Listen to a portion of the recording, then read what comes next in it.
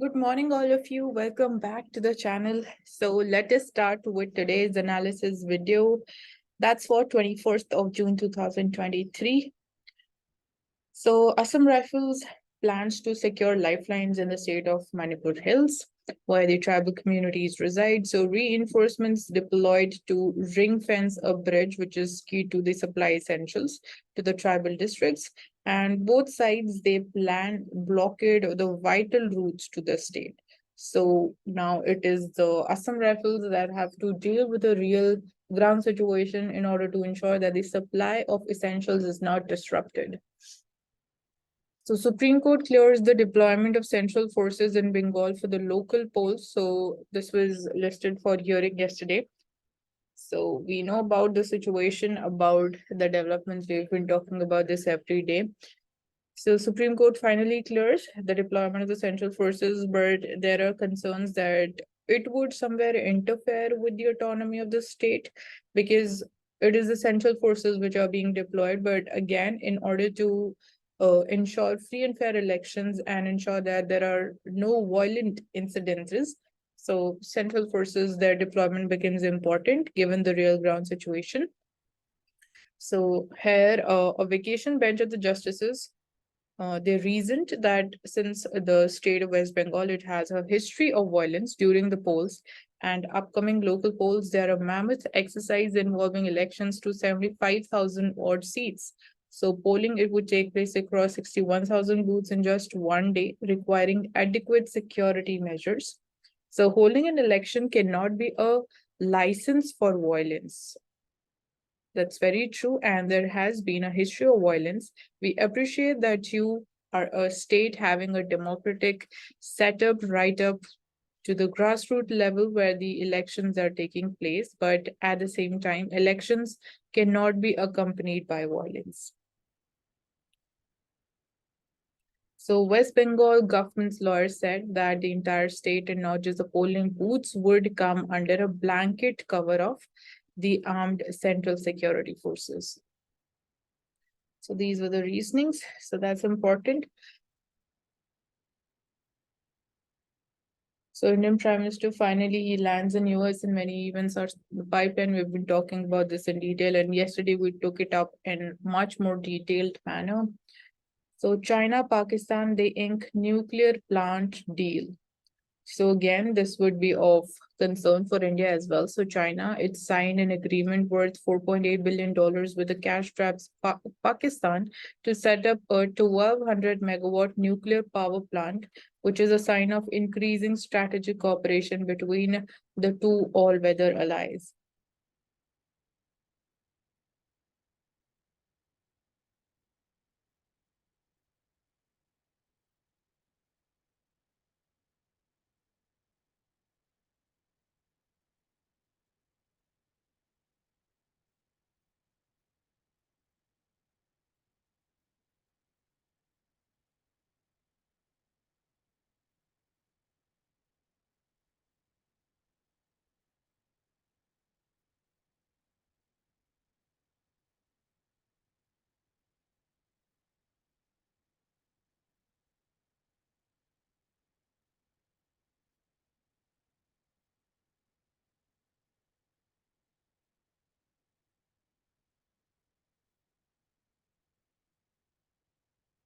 So today we are celebrating the International Yoga Day.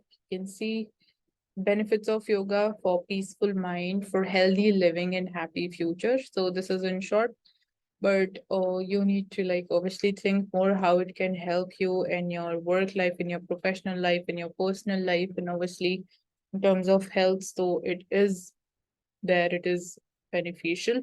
Coming to the editorial page, so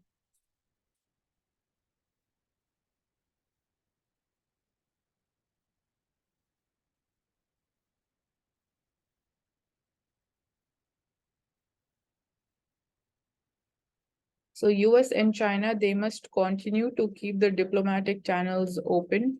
So we've been seeing that there was a meeting between the representatives from the two countries. So United States and China this week, they took a much needed step towards repairing the relations.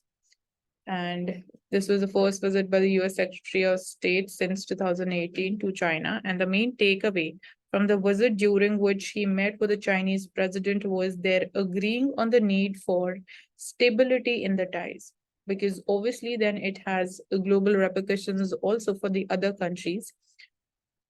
So, stability in their relations is the key thing. So, Mr. Blinken said that the international community was concerned about the current state of relations and does not want to see conflict or confrontation. So he said, following the talks, that both agree on the need to stabilize our relationship. Now, they have agreed, but now the main question is how they would be ensuring that the stability continues or it is restored back.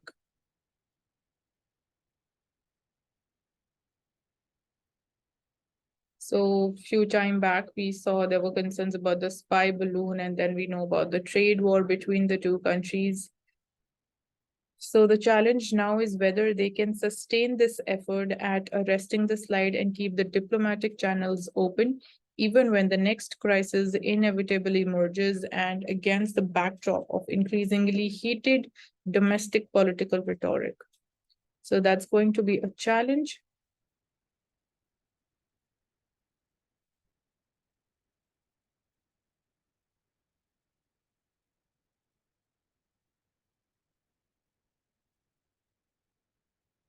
So, embedded hate, American culture's over reliance on police to maintain the order is problematic. So, a report on the findings of sweeping 2-year investigation of US Department of Justice into the violence and the racial discrimination of the police in Minneapolis, where the George Floyd, an unarmed African American, was murdered in May 2020, and the police custody found that officers had used excessive force, including unjustified deadly force, and they violated rights of the people who were engaged in constitutionally protected speech, particularly discriminating against the African American and Native American people and those with behavioral health disabilities. So we are seeing such types of incidences. They are on a rise in the West. So when we talk about the semiconductors, ensuring that we are able to develop the domestic capability. So India is working on that, and specifically in the context of US also, we are trying to cooperate and ensure that we work together at this front. So to set up a semiconductor fabrication plant in India is not mere hubris. So there's a growing market in this area. And there are also strategic reasons behind setting up these semiconductor domestic facilities. So India's susceptibility to the coercion, it increases due to its dependence on the import of semiconductors. So we are majorly dependent upon China for the semiconductors imports, and the government in 2022, the semiconductor mission, we are having a proper dedicated mission for it.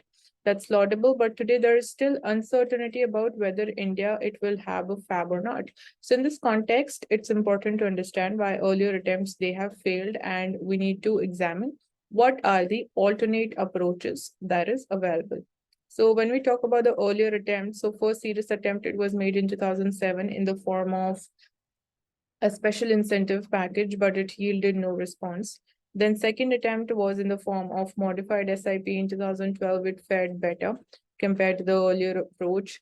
Then after 2 years of extensive outreach with practically all the major fab companies in the world, India came close to having a fab. So two consortia, they were approved by the cabinet with an attractive set of incentives. So semiconductor fabrication, it represents the ultimate frontier of human tech advancement. And the frontier has been advancing, adhering to the Moore's law that the number of transistors in a unit area, they doubles every 18 months. So India, which is way behind China on the fab journey, it could take lessons from its neighbor. So what India can take away from China? So India's strategy has been to set up a new logic fab. So China, which acquired the loss-making fabs and then it set up its own logic fab, it provides lessons, not just for India, but even for other countries. But here we're talking in the context of India. So acquiring the existing fabs, it has many advantages. So they are like reasonably priced. So like the first step that was made by China was acquiring these loss-making fabs. So since they are like loss-making, so they're available at reasonable price. So that have stabilized technology and a supply chain ecosystem in the country and established product line and the market for it. So they will enable India to build the fab ecosystem and train the human resources also. So much lower subsidies it would be required in the funds saved that could be used for advanced research and development in the fab technologies further, which will help build a state-of-the-art fab in next 3 years. And then another strategy, it could be setting up of these ATMPs and the Solve, like it is now acquired by Tata's. It had set up an ATMP in 2013-14. So it is successfully packaging chips up to 7 nanometer feature size, and China has over 100 ATMPs. So China started on the fab journey about 20 years ago. And as a Chinese, their saying goes that the best time to plant a tree was 20 years ago, but the second best time is now. So India definitely has this opportunity, so we need to grab it and work upon it.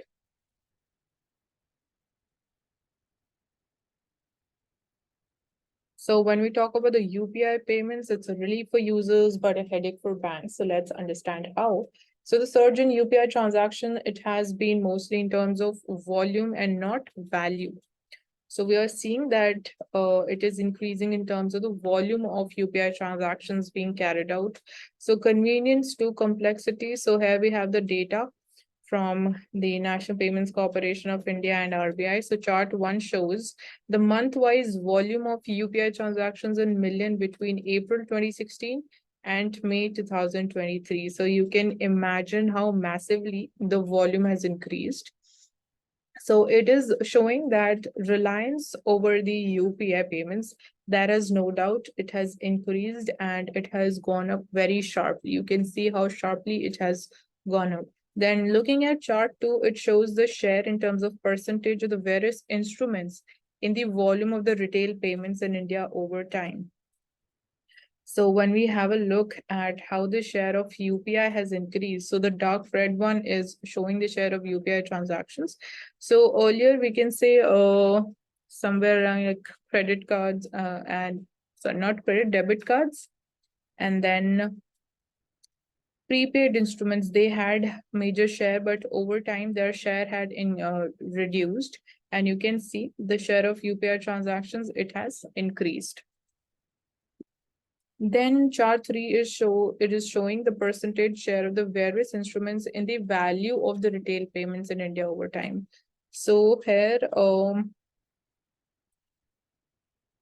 in value terms, when we have a look at the share, so that is merely we can say 21% for the UPI. So in terms of basically when we say the high value payments, so for that UPI is not being relied. So for that, we are having like a reliance over the NEFT transactions that are carried out using the internet banking for high value transactions. Then again, the volume of UPI transactions through different apps. So PhonePe is the largest one, followed by Google Pay, Paytm. And fifth chart is showing the volume of transactions through remitter banks. So here the SBI has the largest share, followed by HDFC Bank.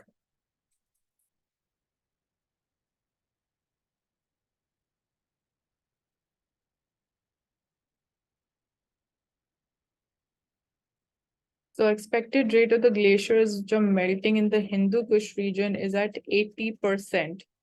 That's massively high. So if emissions they are not drastically reduced, the largest volume of ice outside the polar regions, as we call it, the Hindu Kush region to be the third pole in the world. So the Hindu Kush Himalayan region is projected to lose 4/5 of its ice by 2100.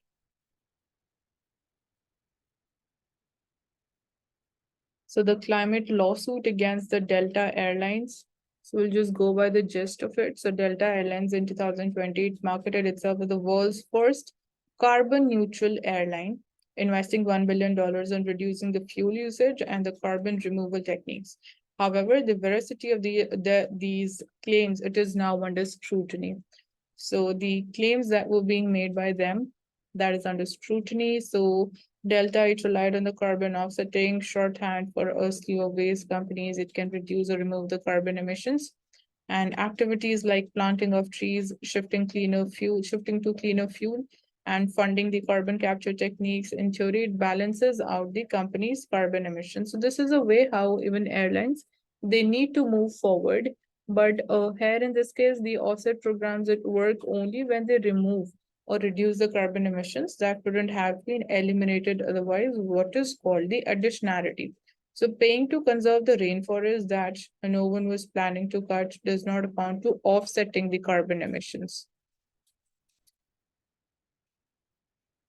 So the contention between Coal India and the Competition Commission of India. So why did the Competition Commission of India, it imposed a penalty of around 591 crore rupees on Coal India? So let's understand what is the case and the issue all about.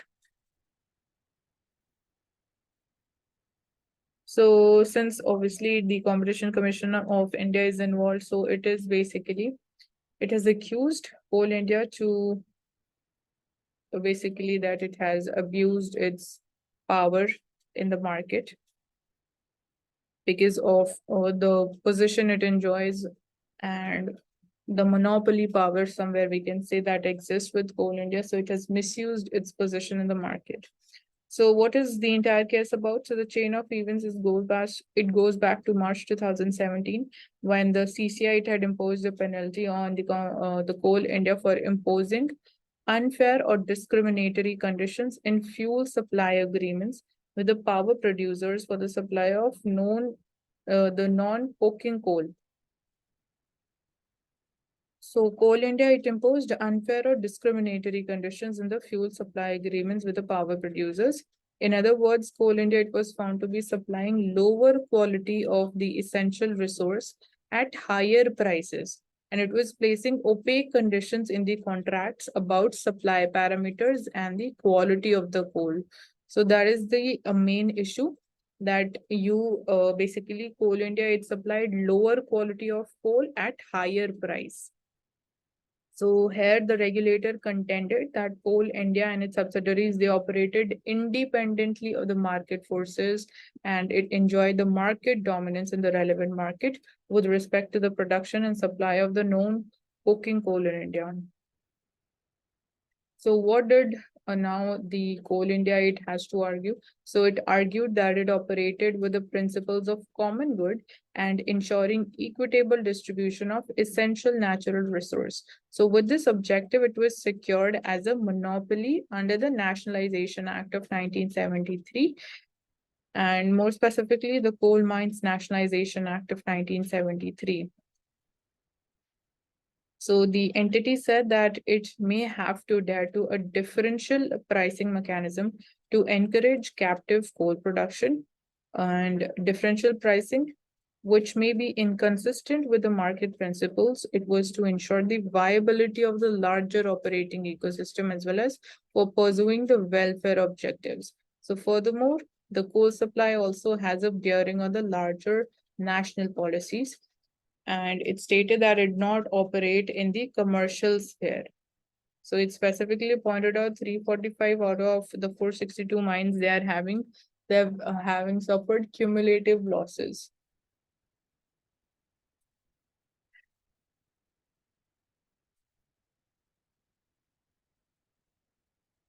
So what was the response of Competition Commission of India to this? So the respondents, they broadened the scope of the arguments of the Raghavan Committee 2020 report. It was put up for perusal by the respondents. It had observed that state monopolies, they were not conducive to the best interests of the nation, and they could not be allowed to operate in a state of inefficiency, and it should instead operate amid competition in order to be more efficient. Because obviously when we are talking about coal, it is available in limited amount and obviously it is a scarce resource. So here having monopoly would be distorting the market.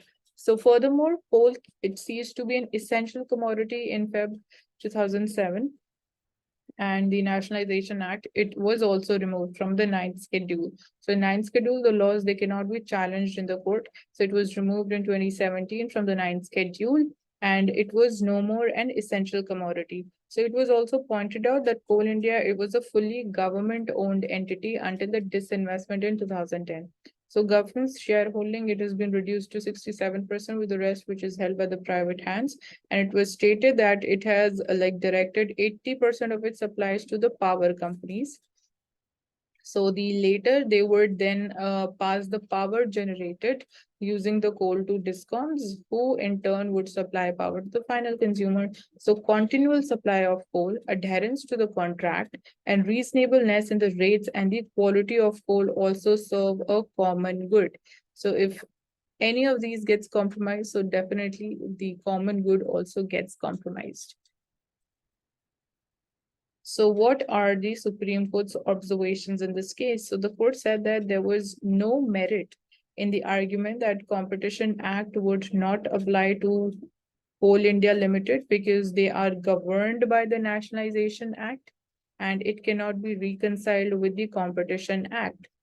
So the novel idea which permeates the act, it would stand frustrated in the fact that the state monopolies, the government companies, and the public sector units, they are left free to contravene the Competition Act, it's stating.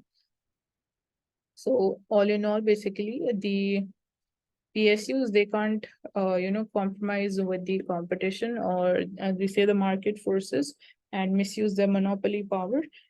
So separately, it said that the entities, they cannot act with caprice and treat unfairly otherwise or similarly situated entities with discrimination.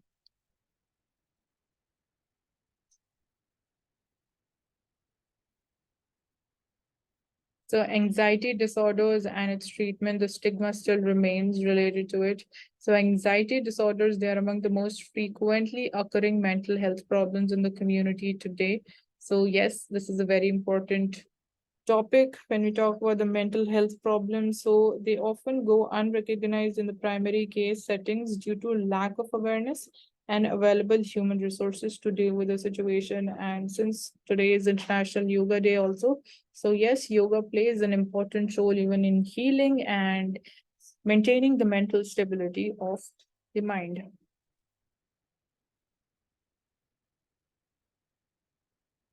So how to treat anxiety? So, okay, let's first go with the data, the prevalence and the onset of anxiety. So as per the India's National Mental Health Survey of 2015-16, it found the prevalence of neurosis and stress-related disorders to be 3.5%. And these disorders, they were twice as common in women as compared to men. So these were found to be much more common in women. So this is significant as they are first encountered in the primary care settings, and usually they are missed or they're misdiagnosed.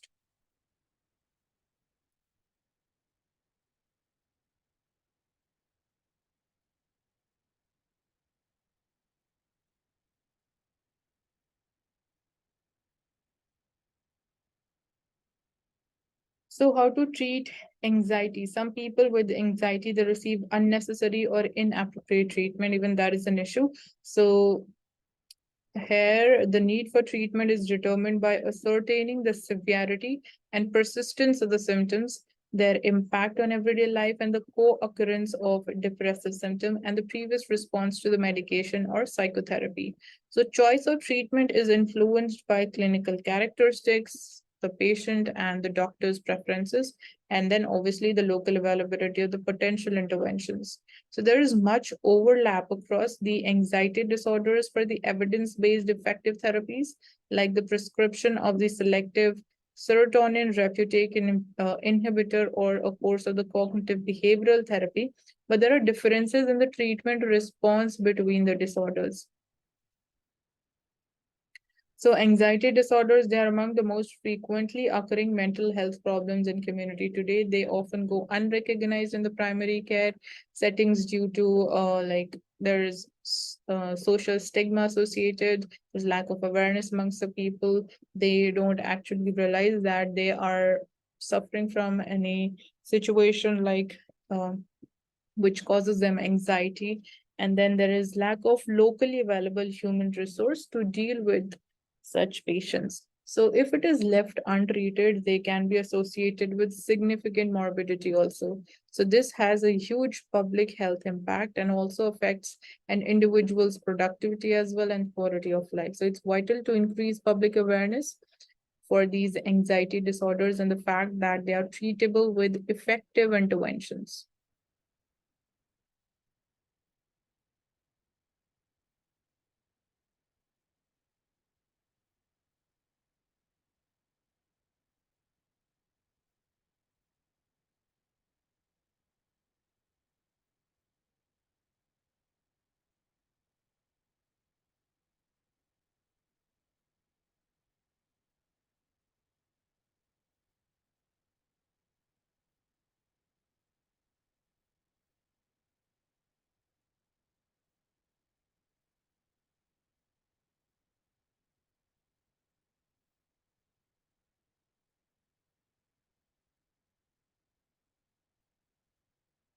So Puri Rath Yatra begins and lakhs of people they throng the streets.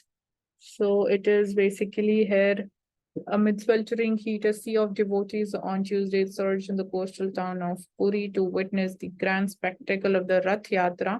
And this is an annual event in which three deities, Lord Balbhadra, Lord Jagannath, and Devi Subhadra, they are taken out in their respective chariots from 12th century Sri Jagannath Puri temple.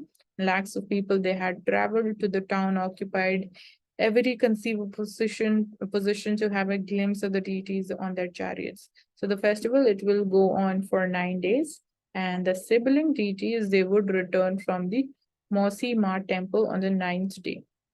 So idols they will be installed in Sri Jagannath temple again before other major rituals.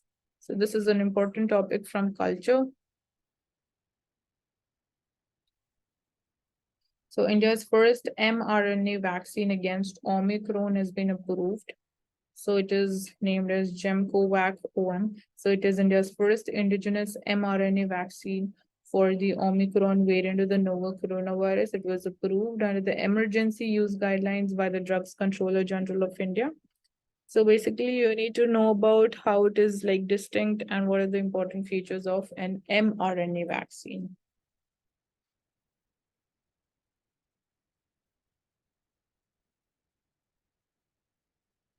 So tribal mat art woven into the yoga day this time. So besides spreading awareness of the benefits of yoga and meditation worldwide, India will be promoting the skill of its tribal artisans this yoga day. So you can see how two things they've been connected. And Ministry of Ayush is going to supply around 34,000 yoga mats, which are procured exclusively from tribal artisans across the country.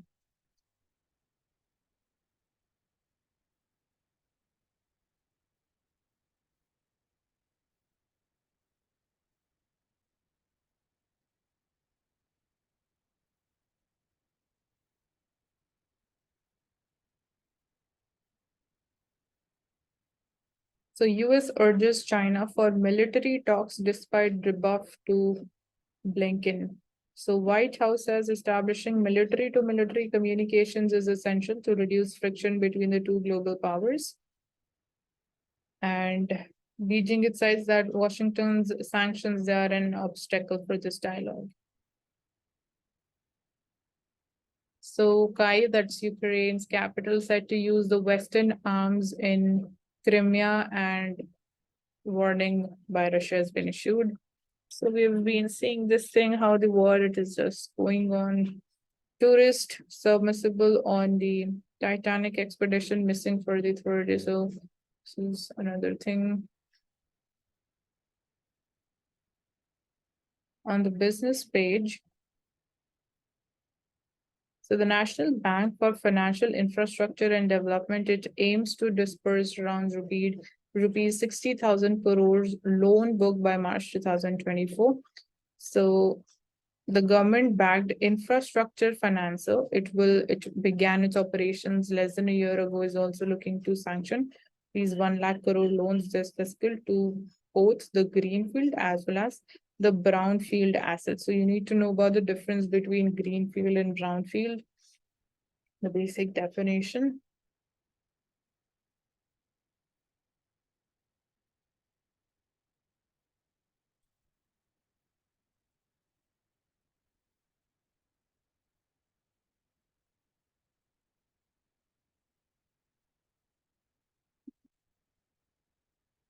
Coming to the Mint newspaper, so here, what's fair is fair. So this is an important topic for GS4 ethics. You need to understand here how this topic of basically the stay on the RBI's master circular that was issued in 2016 is related to ethics. So the circular was basically that banks would be having the power to classify the borrowers as willful defaulters. So here, the Supreme Court basically stayed this master circular of RBI, and even the Bombay High Court did the same thing. So basically, this master circular, it said, I've told you that the banks, they'll be having the autonomy and the power to basically categorize the loans as willful defaulters, the borrowers as willful defaulters, and then accordingly, actions would be taken against them.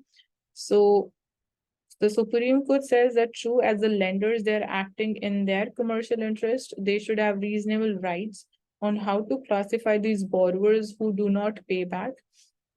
But tagging them as willful defaulters, which applies to the borrowers who do not repay despite having the resources to do so, it could be going too far, because then when you categorize the borrower as a willful defaulter, such action, it can cause reputational damage to the borrower and also invite criminal action. So for it puts into question the client's intent.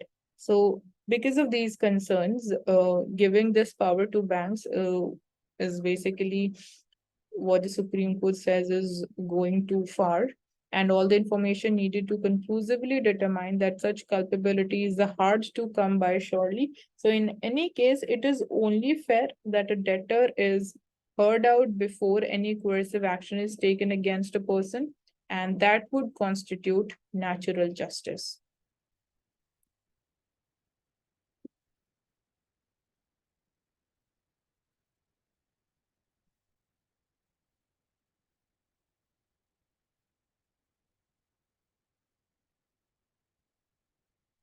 So, because of the incidences of rising heat waves, the experts have been dispatched to Bihar and Uttar Pradesh. So how to, deal with the real ground situation in such types of incidents whenever like there's a flood-like situation, what actions are important whenever like we saw recently in case of the Biparjoy cyclone also, how steps were taken by the state of Gujarat to ensure that there's minimal damage and the safety of people is ensured. So here we are having like the Indian Council of Medical Research, the Indian Meteorological Department, the National Disaster Management Authority. So experts from these three bodies have been sent to these states. So the National Center for Disease Control has reported over 9,000 suspected heat-related cases from 1st of March till date as part of its active surveillance on heat-related illnesses under the Integrated Disease Surveillance Program. So this is important. So sensitization of masses is important, but sensitization and capacity building of medical officers, health staff, and the grassroots level workers on heat-related illness, its early recognition and management is also important.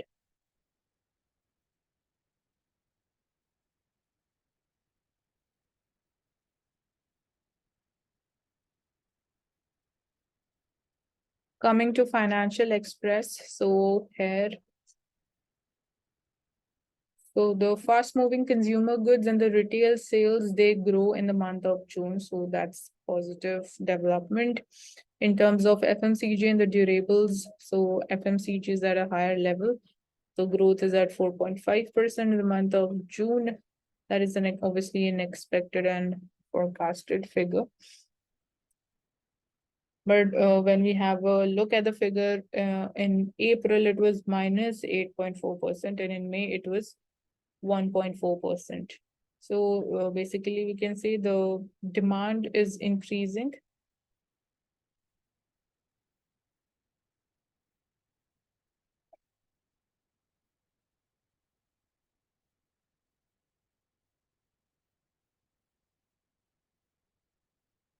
So thriving trade on eNAM, it does what farm laws couldn't.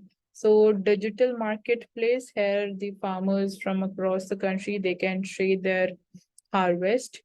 And this obviously offers them a lot of opportunities and customers and options to sell their produce at a viable price.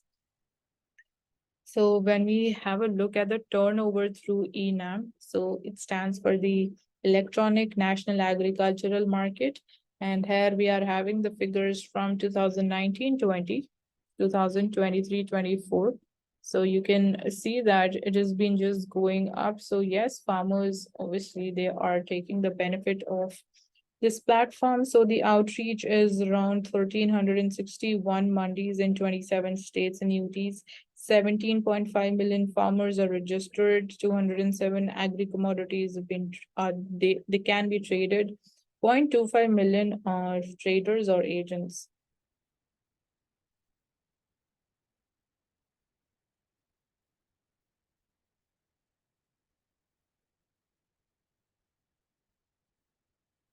So looking into the drug safety and the quality of drugs that we are producing and then exporting. So 71 pharma firms, they've been issued notices.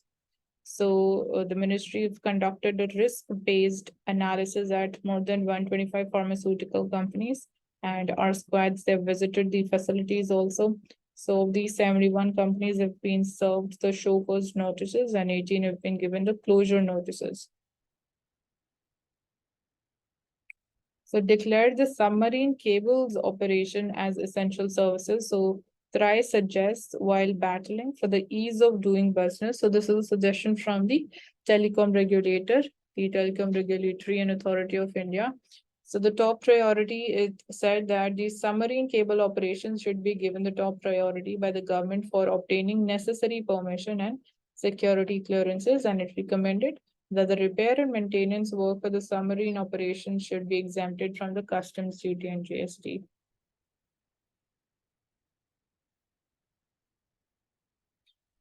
So it basically recommended that they need to be classified as critical and essential services since the functioning of the submarine cables is crucial for the uninterrupted transmission of signals, data, and communication across national and international borders.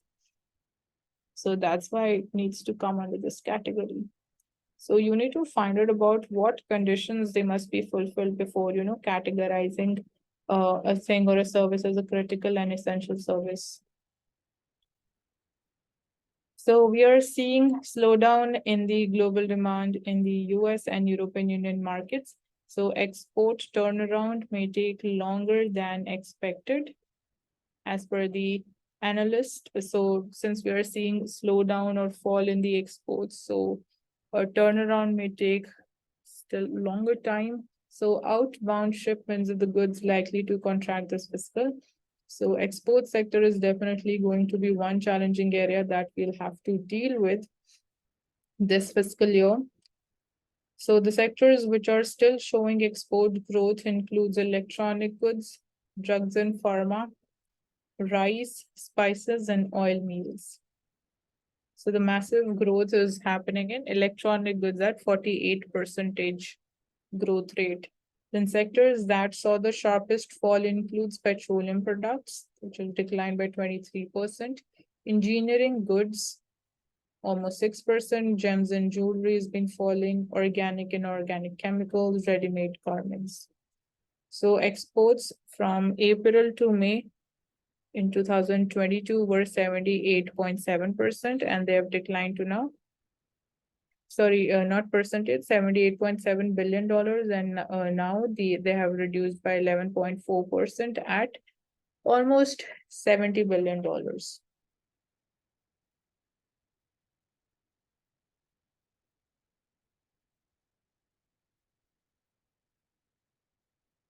So Prime Minister Modi is going to meet Elon Musk, Nobel laureates, and celebrities in US. So definitely this visit is very, very important. And for us, outcomes are going to be much more important. So zero tolerance on spurious medicines, says the Union Minister. So Indian pharmaceutical industry is a prominent manufacturer and exporter of the medical products to the entire world. As we say that India is the pharmaceutical capital of the world, of the generic medicines that we produce. So we can't compromise with the quality of drugs that we are actually manufacturing.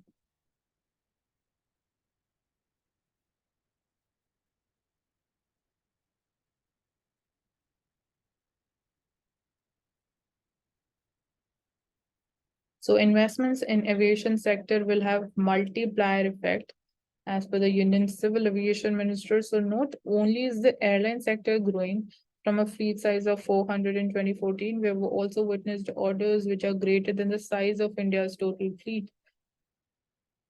So definitely India's aviation sector is growing, the demand is growing. So let's see how further reforms they would be implemented in the aviation sector.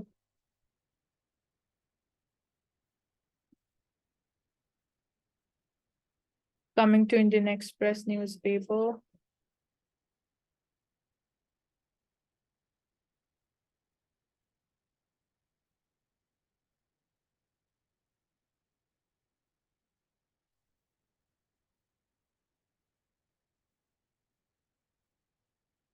So this we've already taken up before. India says no to drugs. So it can ruin your life, your health, your studies, your income, your reputation, and family life.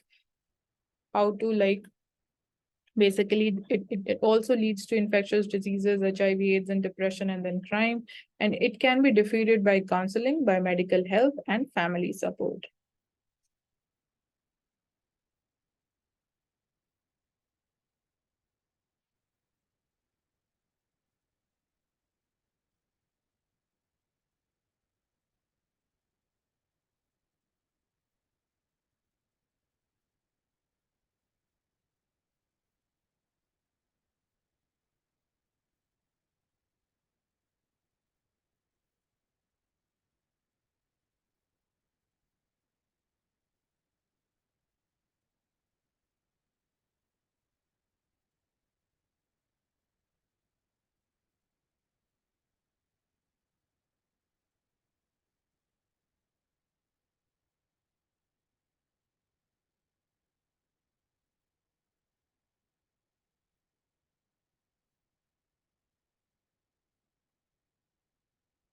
So again, this article is about India US. So we've been like, talking in a lot of detail about it. So we'll not take this out. Flight to future. So two aircraft deals, Indigo and Air India, point to the potential of India's aviation market, but fears of duopoly that remains. So that is one of the like practical example of duopoly market, the civil aviation sector of India, with Indigo and Air India being the leading players. So you can like find out about the basics of what are the features of a duopoly market and how does, what is the mechanism behind the price determination.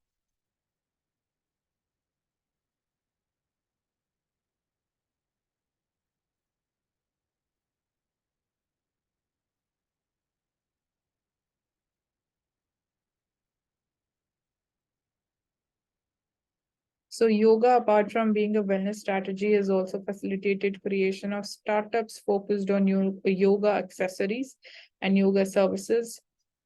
So with the global yoga industry revenues crossing $100 billion, yoga-based startups are expected to increase significantly in the next 1 decade. So Ministry of Ayush and major yoga institutions, they've developed a new mobile app, which is called M Yoga, to educate the people about the therapeutic benefits of yoga.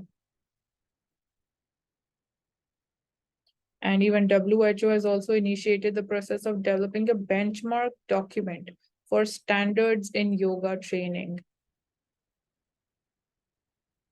So Department of Ayush in collaboration with NIMHANS and Vyasa University have also developed a tele-yoga advisory. So you can see how things have been revolving around yoga internationally.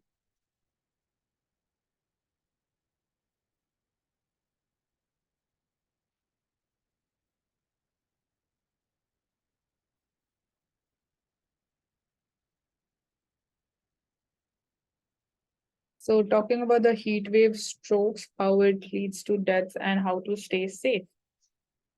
So how does heat affects the body? So it's an important topic from science. So we all feel drained and tired after stepping out on an extremely hot day. So this is referred to as the heat exhaustion, which happens when the body sweats excessively to keep the core temperature low. So this is the reason we advise people to stay well hydrated on the hot days. So hydration is very important and they will recover once they are back in the cool areas and they take fluids. So people who come in with the heat strokes, they are the ones to worry about. Apart from that, it can also affect your brain, making a person foggy, drowsy, and in severe cases may also lead to a person going to a coma. So it's important whenever you're stepping out during a heat wave like condition, you need to cover your head. So when should you rush to the hospital?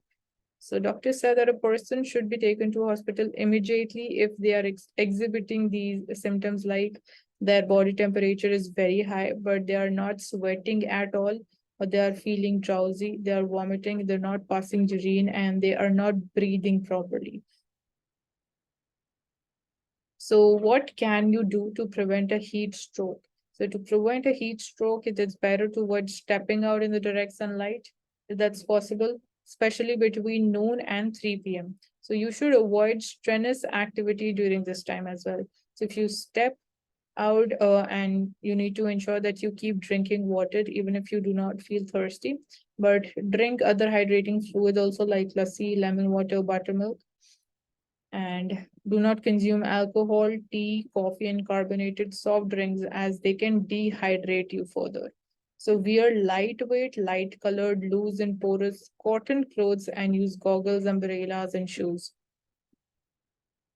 So even an advisory by the National Disaster Management Authority says that people should try to keep their homes cool by using curtain or shades and to keep body temperature low by using a damp cloth or taking cold baths frequently.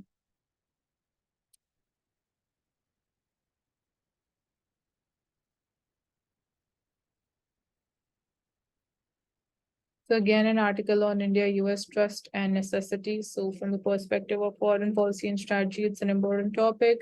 So Washington's strategic embrace of New Delhi owes both to the bilateral efforts and geopolitical concerns.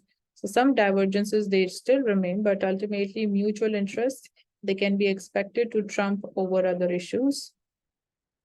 So we share a special friendship. And when we talk about Russia and China, so while enough strategic trust, it has been built over time for the two countries to consider the transfer of about 11 critical technologies and challenges in their divergent approach towards Russia remains.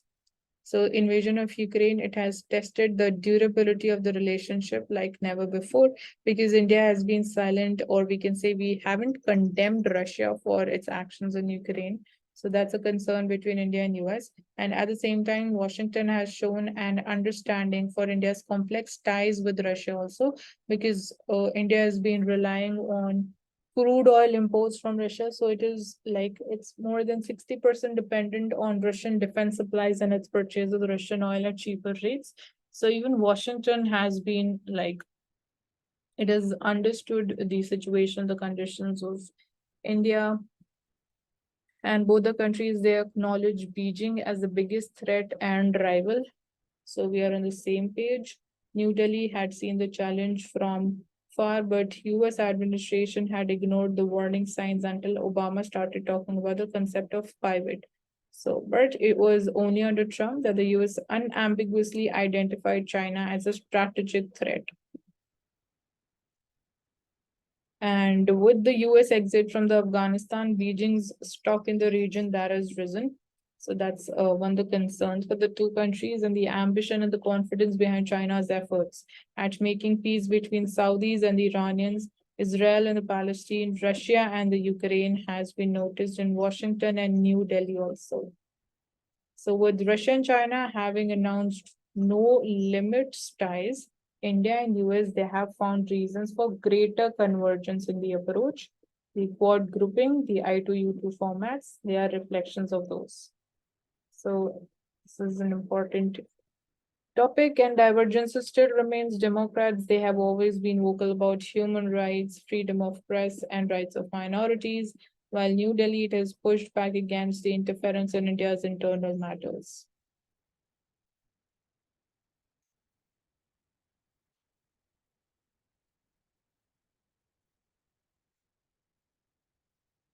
So at the Bonn climate meet, with the old conflicts and some forward movement, so emissions they're still growing. So the current projections is the light blue path will be at 52.4 degrees Celsius. But if you want to ensure that, if the temperature increases by 2 degrees Celsius, so that is a dark blue line. And if we want to ensure that it grows or it remains below 1.5 degrees Celsius increase, so the red line is showing the path for that. So you can see how how much major reduction is needed in terms of the emissions.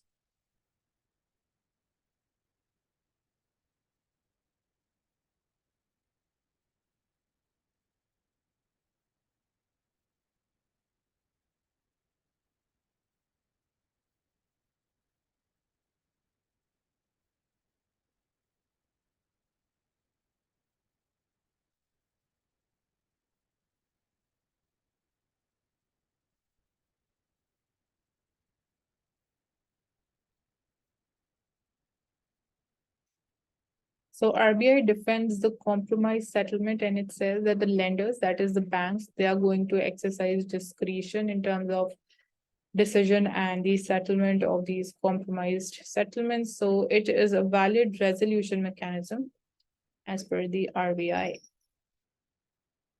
But we have discussed it before that the people who are doing timely payments, so it is going to discourage and demotivate them, because if they'll see that compromise settlements are being made, so it is a loss for them to make the timely payments.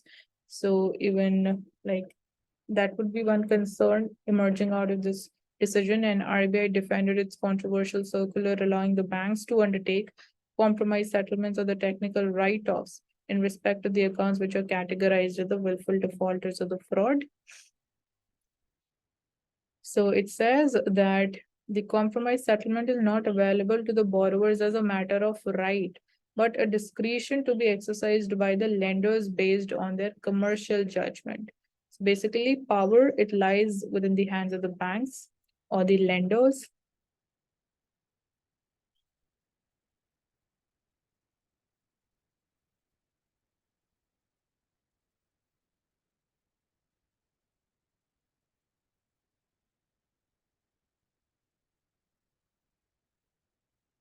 So that's all for today. Thank you so much for joining us in this today's analysis session, and I hope you well understood all the topics that we took up today. And do subscribe to the channel if you haven't, and also hit the like button for this video.